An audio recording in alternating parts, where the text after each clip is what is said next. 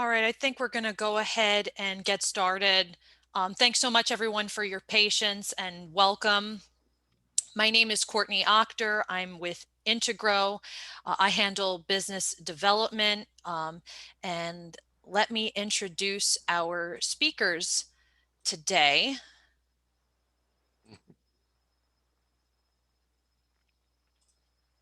Oop, there we go. So with our partner Intrusion, again, we're doing our plug, play, kill series, and today is part 2, where we'll be focusing on stopping C2 connections in real time and discussing that.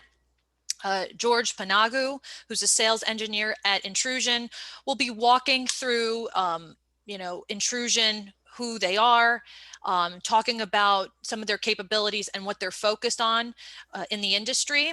And we'll also be doing a demonstration of Intrusion's technology. Then after the demo, Jim Skidmore, VP of the Solutions Group at Integro, will be discussing about Integro's partnership with Intrusion and also a complimentary offer for all people who registered for this event today. So that being said, just a quick thing. If you have any questions throughout this presentation, please scroll down to the Q&A and feel free to ask a question, and Jim or George will be happy to answer. So I'm going to hand it over to George to walk you through the presentation. Great, thanks, Courtney. I'll bring up the presentation here. How does that screen look, Courtney? Great. Okay, perfect. So like Courtney said, I'm George Panagu. I'm one of the sales engineers here at Intrusion. Like she said, I'm going to go through a little bit of history of Intrusion if you haven't heard of us. So what we've been doing through the years, our perspective on fighting cybercrime today. So, why we've created this offer called Shield and brought it to the market. Some technical detail on how it works. And then we'll go through a demonstration so you could see what it would look like to administer the device if it was in your environment protecting you. So who's Intrusion? So we've been around since the early 80s. You can see on the far right-hand side of the screen, the offer we're talking about today is called Shield. That was brought to market in January of this year. So the offer is new. However, the company and the technology that we use is not new. So, our lineage through the 80s and 90s and into the 2000s was really in the government space. That's where we're providing most of our services to. And in 1996, we started a service called TraceCop. And in 2010, we started another service called Savant.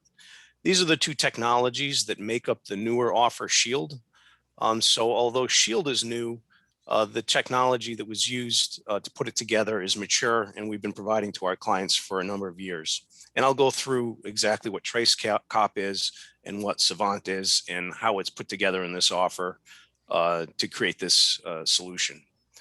But why did we do this? Why did we put these two mature technologies together into this one service? Well, it's really what we were seeing in the industry.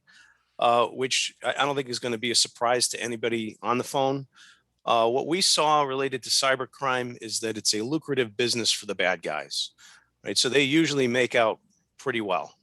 They're either taking intellectual property from a corporation, selling it on the black market, or they're gaining money through ransomware. So we saw this increasing. It doesn't look like the problem is getting better. For the good guys, it's getting worse. And you see this in attacks such as zero-day attacks. So the Sunburst attack, the Microsoft Exchange attack, these two happened in the last 6-7 months or so. So we've got all these corporations out there with the perimeter-based systems, with their traditional firewalls, their IDS, IPSs, their SIMs. They've got these defenses in place, but it's just not effective enough, right? These 0 days are still coming in. In the case of Sunburst, it was a supply chain 0 day. So to anyone's network administrator, it looked like a very innocent piece of code. It was coming down as an update to the SolarWinds platform, and it got installed. So these cyber attacks continue to occur. They're more sophisticated. They're harder to identify. and it's a good business for the bad guys. So we decided to take those two technologies I mentioned earlier and create a service called Shield.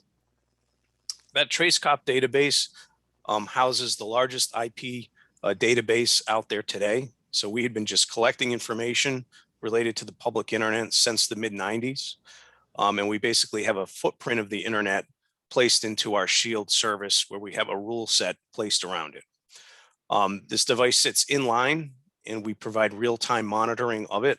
So it is a managed service where our support group is watching the device and watching the activity. It has a layer of AI on top of it as well, which is really how we can stop the zero-day attacks. Because the AI will analyze, those large group of information, the petabytes of information that we have in the TraceCop database, in order to make decisions on any new threat actor who's appeared on the internet. And we say it's an inside-out approach because we're really blocking anything that has occurred within your environment that's malicious from getting out to the C2 servers. So any of those command and control resources that the bad actors have set up out on the internet, we've identified and we would stop you from going there, which is really where the damage occurs. So we've taken somewhat of a zero trust architecture approach where we don't view any portion of your network as having implicit trust. So even when you're on the inside of the perimeter defense, we don't view that as a trusted portion of your network. So when we say inside out approach, what we're saying is we're watching that traffic coming from the inside, trying to get out, and we're stopping it from going to any malicious locations on the internet. So as mentioned before, TraceCop is really our secret sauce, right? This is our competitive advantage. It's our intellectual property. It's our database that we have been putting together since the mid-90s. It's got 3.4 billion kill statements in it. So V4, V6, host and domain. This database has identified 3.4 billion locations on the internet that you really have no reason to go to. And there's a spectrum of severity. Some of these locations we know malware has come from. We know the malware campaigns that these bad actors have created in all the hosts and IPs that are part of that bad campaign.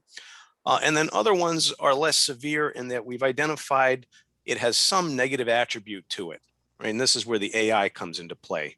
It has some negative attribute related to perhaps the owner of the IP. Maybe this owner of another IP that has never seen malware has owned IPs where malware was present. So in that case, we would place a poor reputation on that IP.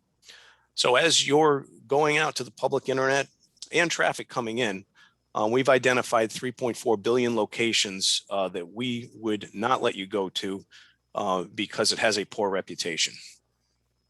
So the TraceCop database is really the core to the Shield service. It allows us to make a rule set to understand where the bad places are and where the good places are on the internet. Savant is the second component that makes up the Shield service, and that's our protocol analyzer. It's a protocol analyzer that we created for our clients. They came to us and asked us to. We created that in 2010, and they use it as a forensics tool in order to investigate traffic flows within their network. So we've been providing that service to them for years. And when we put Shield together, we used our own protocol analyzer. So it's all code that's been written here in the US. It's our own patented technology. And it's a Linux protocol analyzer that runs in RAM. And this allows us to analyze 100% of the traffic flow. So every single packet at wire speed. So we have 1 gig and 10 gig platforms. And we look at every single packet on those 1 gig and 10 gig platforms and analyze it and bounce it off the TraceCop database to understand whether or not we should allow that packet or kill the packet. Excuse me. And then lastly, we place a layer of AI on top of it. And what the AI is doing is really making a decision on new locations that it's seen on the internet.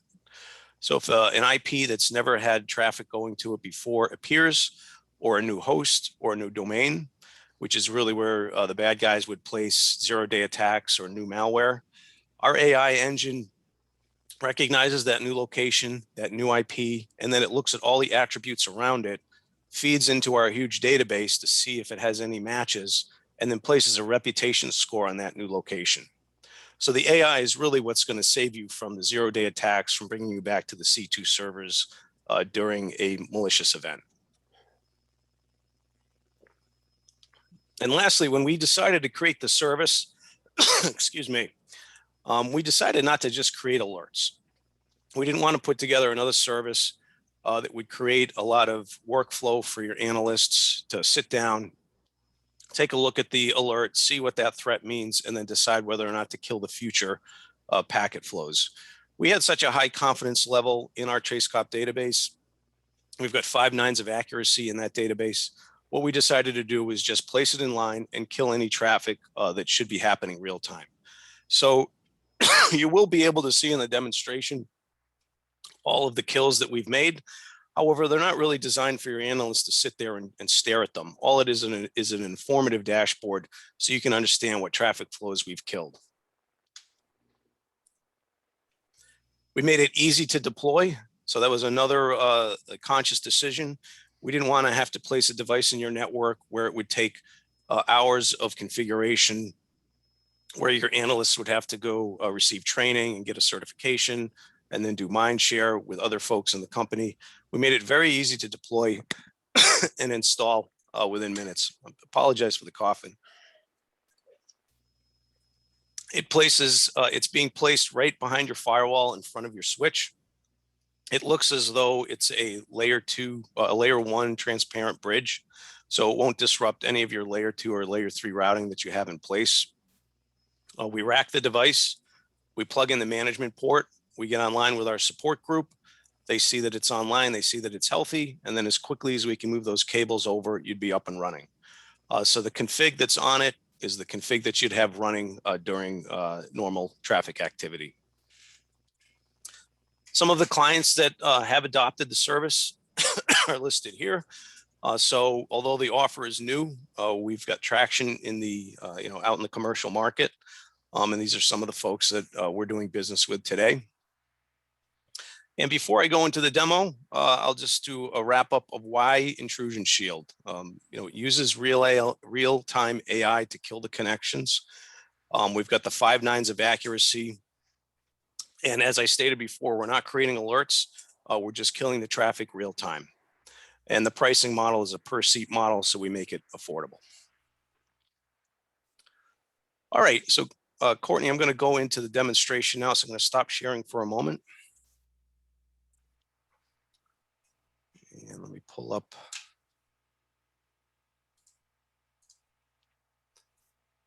the demo.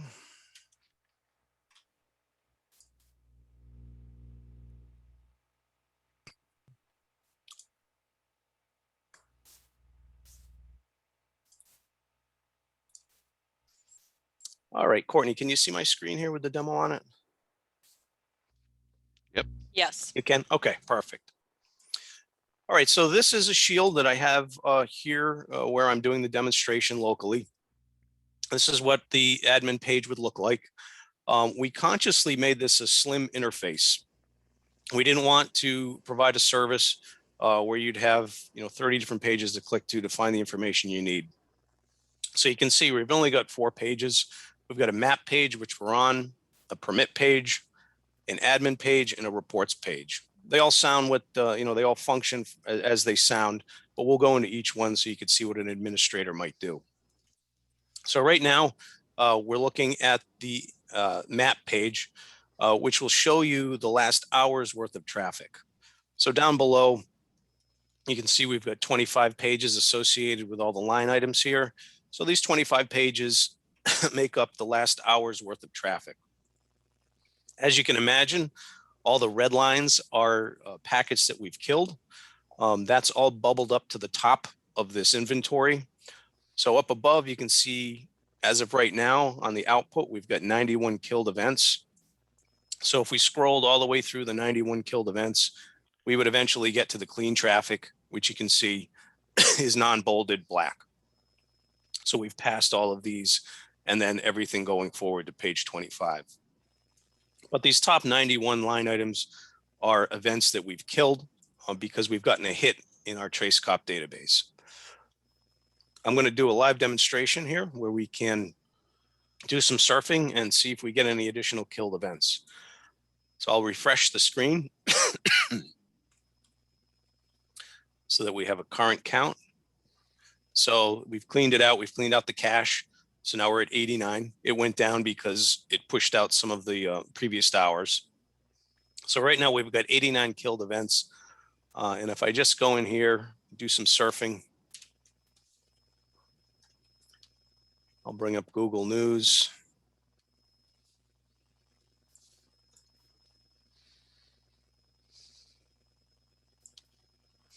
And what you'll notice as I'm doing the surfing, I'm going very quickly, but what you'll notice is the pages will still come up. You'll still be able to view the content. We'll click one more.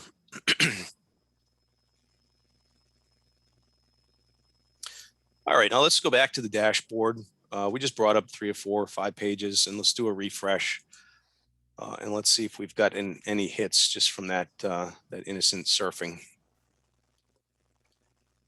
So we went from 89 to 247 kills.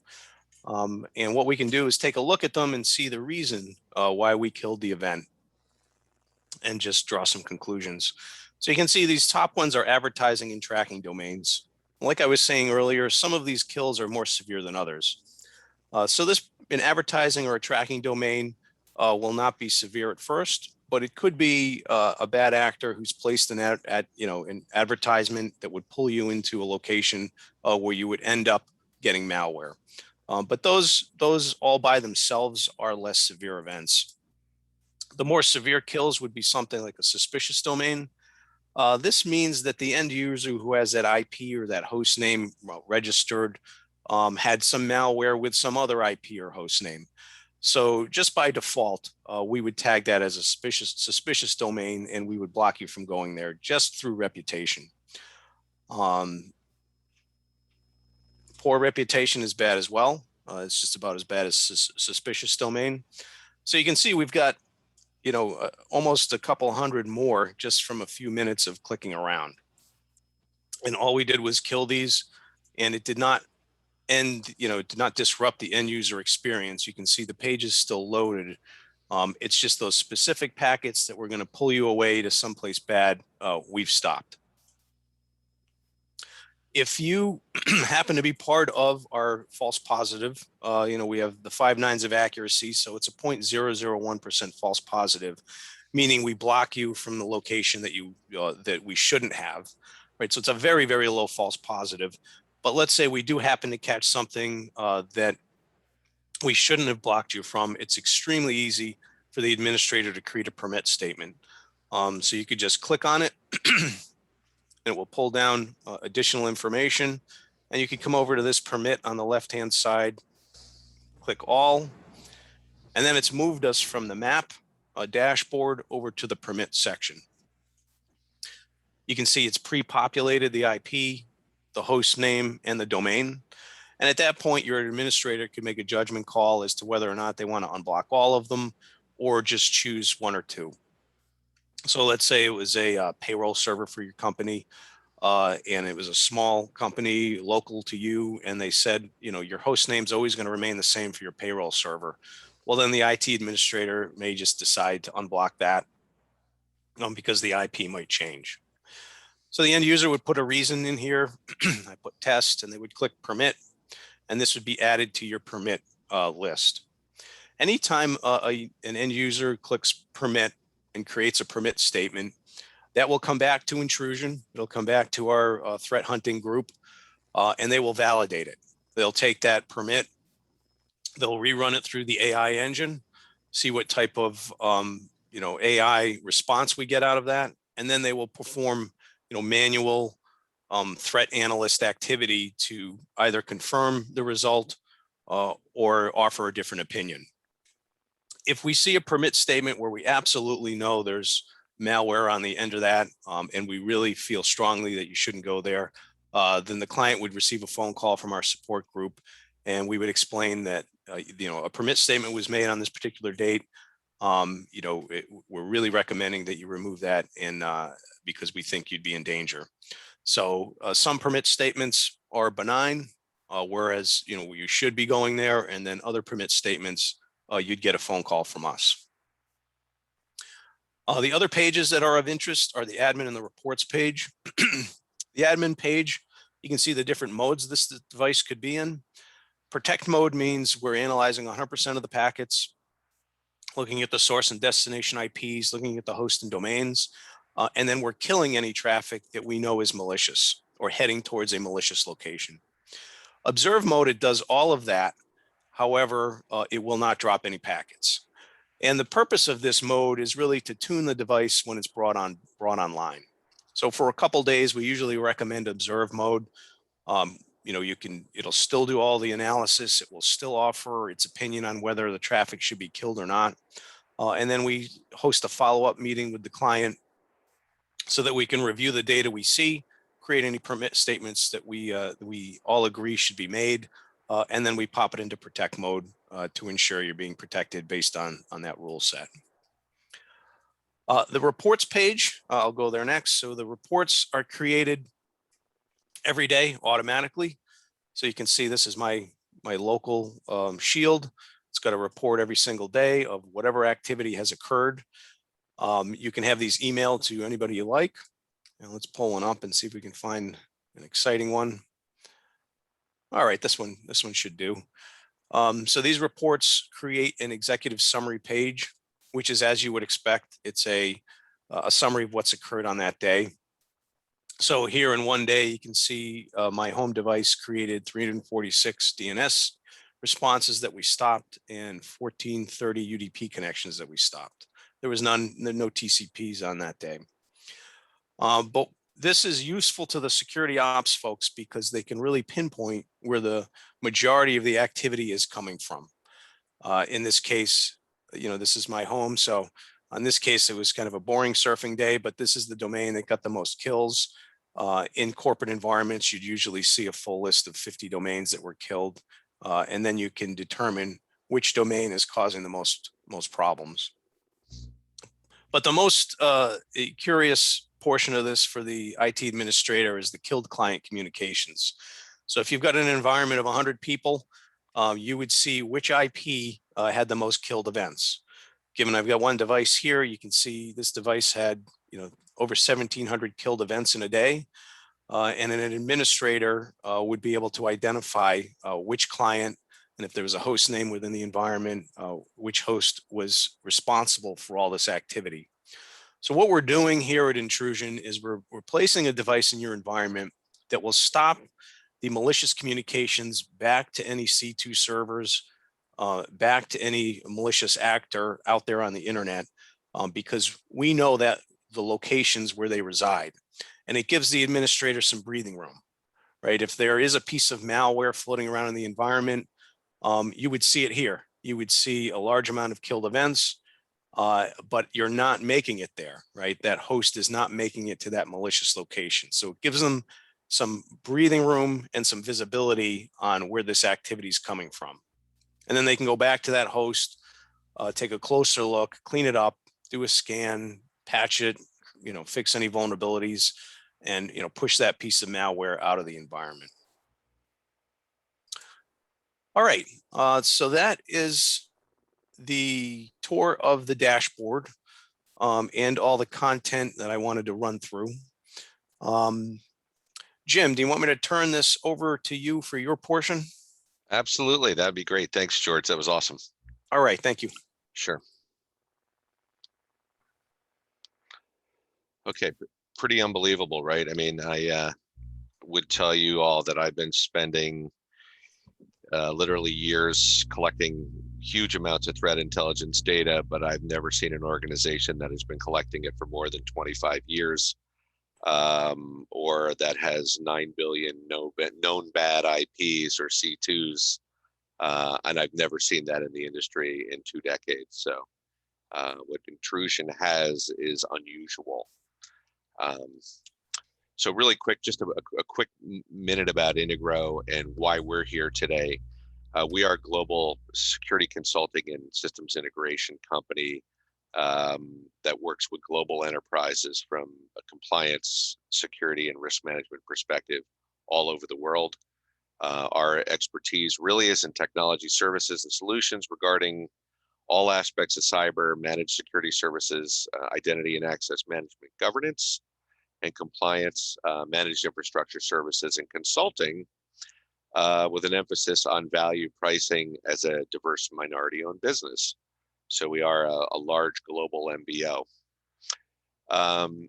We basically use a model called Execute and Elevate to deliver solutions to our customers, including an offer that I'm going to cue everybody in on today, which we welcome the opportunity for you to take us up on it. We are consistently ranked among our, Fortune 500 public, private sector, and mid-market client bases among the most competent and best value service providers across our client satisfaction survey that we do with them. So that's really kind of how we differentiate ourselves. We're a global organization, so we're fortunate to work with folks like Intrusion in the US here and other places. We do also have a ISO 27001 certified SOC in India, in Pune, also operations center in Atlanta, Georgia. So we are working kind of all over the world. From a practice area perspective, obviously we work in multiple areas. In this case, infrastructure and forensic security, and to a degree perimeter, because intrusion is a very unusual policy boosting tool which protects people from any inbound or outbound controller kind of movement, killing known bad IPs again. That affects us really from our infrastructure, forensics, and perimeter security area. So one of the offers that we'll have for you today is kind of involving just that. We do multiple different maturity assessments and readiness assessments for clients and for folks that we've recently met. These are complimentary, so there's no charge to kind of sit down with some of our architect team and talk about this. As an attendee today, one of the things we do have offered up for you is the ability to sit down, go through what this would look like in line with your network or other POC area, and discuss really your entire workflow as much as you would like. So we can talk about how this ultimately would affect your IR, red team capabilities, among other things. We also, along with the intrusion team, will provide reporting back on the results from that POC, because I think the results are, eye-opening, and that's how most folks and the clients that Intrusion has today are working based on, the value that's literally been provided and the risk that's been reduced along the way. Obviously, we do identity and access management readiness, and zero trust is a big thing now. So we have a maturity model to kind of reduce, privileges and create least privilege scenario. We do posture, we do policy in other areas. But real quickly, we wanted to kind of focus on that assessment aspect. That's really a focus for us. If you do have further questions, we are happy to answer them. And what I can now do is, I guess, pass things back to Courtney. Thanks, Jim, and thanks, George, for your content.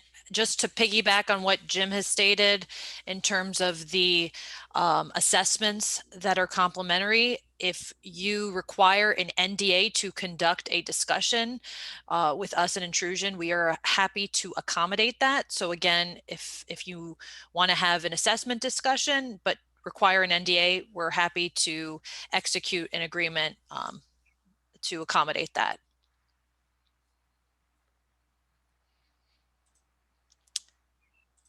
And in terms of questions, The one question I got was, and George, I think you can answer, how will Shield affect latency? Yep, that's a good question. We get that one a lot because we are inspecting 100% of the packets. And the client should not experience any severe latency at all. In fact, I think it's 1 to 2 milliseconds of latency to pass through the device. So that's nearly real time. We are able to go at line speed because of the Savant protocol analyzer. It's our own protocol analyzer, and we run it in RAM. So these devices are installed with about 400 gigs of RAM, and all the processing is done in RAM. So it makes it very fast. So if you were going to measure the latency, it's probably in the neighborhood of 1 to 2 milliseconds, which is on par with any packet passing through any interface.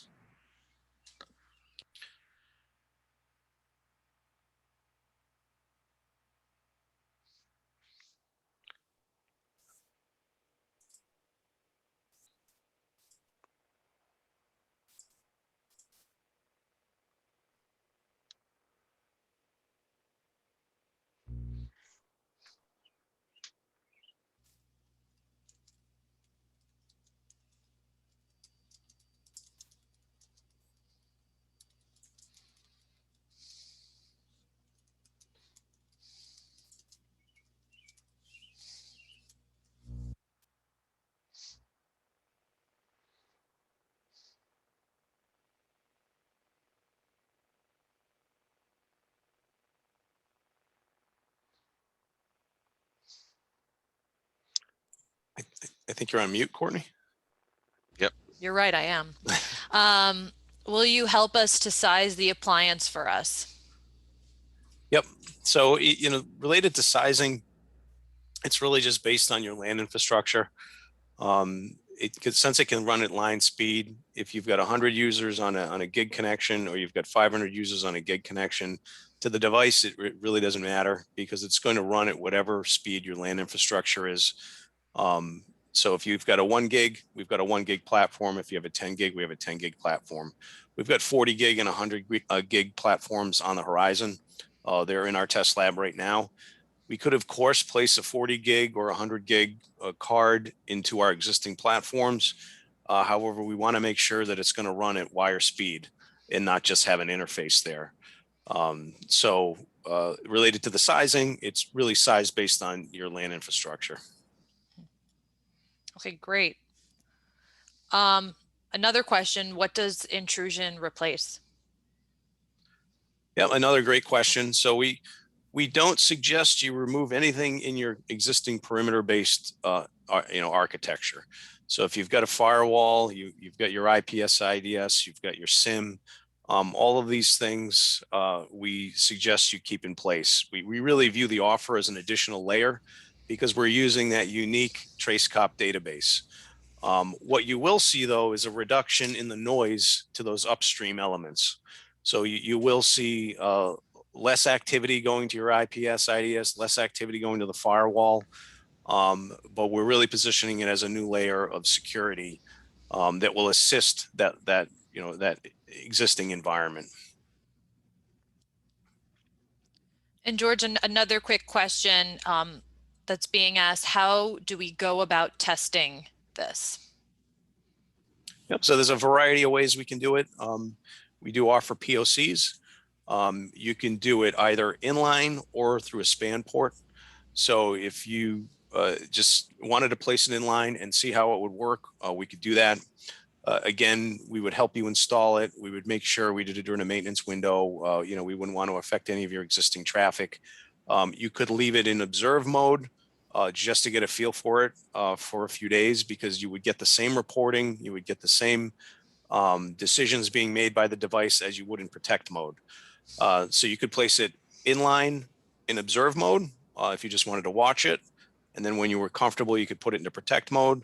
Or if you just wanted it out of line, we can do a span port and you would get all the same information. You would get to see how we would have protected you had it been in line. Awesome.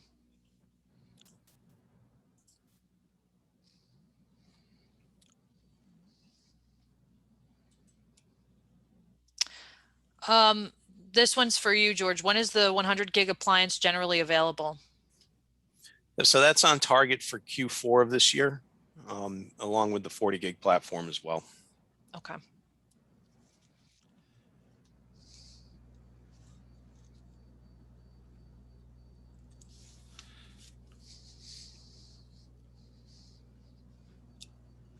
I don't see any other questions coming in.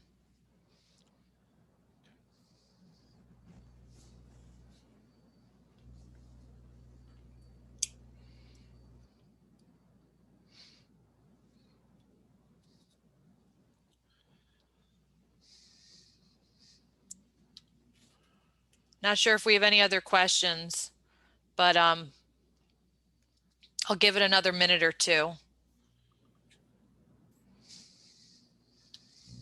All right. Thanks so much, everyone, for joining Intrusion and Integro for our Plug Play Kill series. We did stream this live, so if you are in our event group or if you follow Integro, you can check out the live video or the replay there, but we're happy to send you a recording of this as well. Thank you so much for joining us and enjoy your weekend. Have a great day, everyone. Thanks, Courtney. Thanks, George. Thanks, Courtney. Bye all.